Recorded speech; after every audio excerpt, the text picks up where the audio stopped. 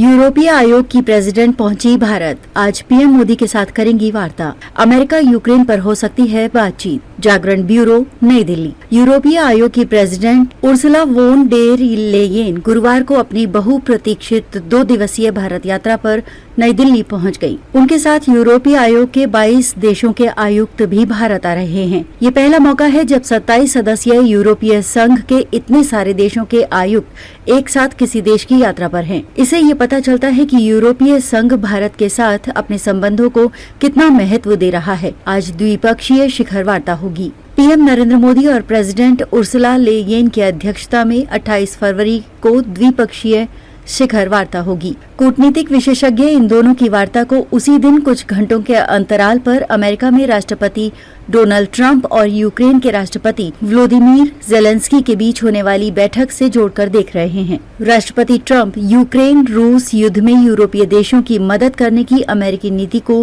पूरी तरह से बदलते हुए अब रूस के साथ खड़े होते दिख रहे हैं। इससे यूरोपीय संघ के लिए भारत के साथ संबंधों का महत्व काफी बढ़ गया है। भारत व ईयू आपसी रणनीतिक संबंधों के अगले 5 वर्षों का रोड मैप जारी करेंगे। शुक्रवार को पीएम मोदी और प्रेसिडेंट उर्सुला की अगुवाई में होने वाली बैठक को लेकर यूरोपीय संघ और भारतीय विदेश मंत्रालय की तरफ से जो जानकारी दी गई है, उसके मुताबिक कारोबार, रक्षा, प्रौद्योगिकी आधारित उद्योगों से जुड़े अहम मुद्दों पर बात होगी। भारत व ईयू आपसी रणनीतिक संबंधों के अगले 5 वर्षों का रोड मैप जारी करेंगे।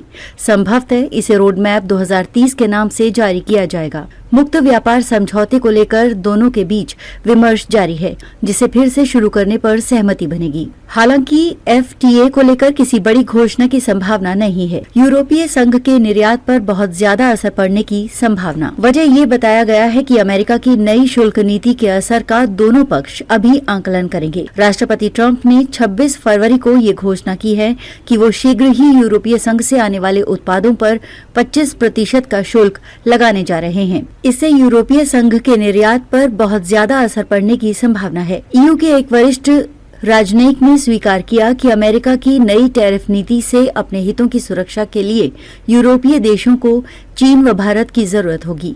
साथ ही ईयू कारोबार व आर्थिक तौर पर पूरी तरह से चीन पर भी नहीं निर्भर रहना चाहता।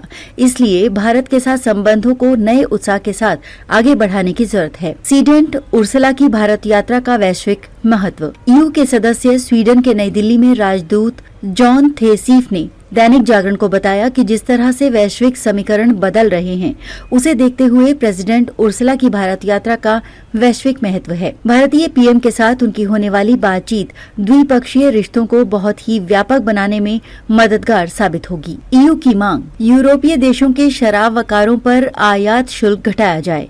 कृषि उत्पादों के लिए भारतीय बाजार खोले जाएं। पर्यावरण अनुकूल उत्पादों के निर्माण पर ज्यादा ध्यान दें। भारत की मांग, भारत को काम करने की ज्यादा आजादी मिले।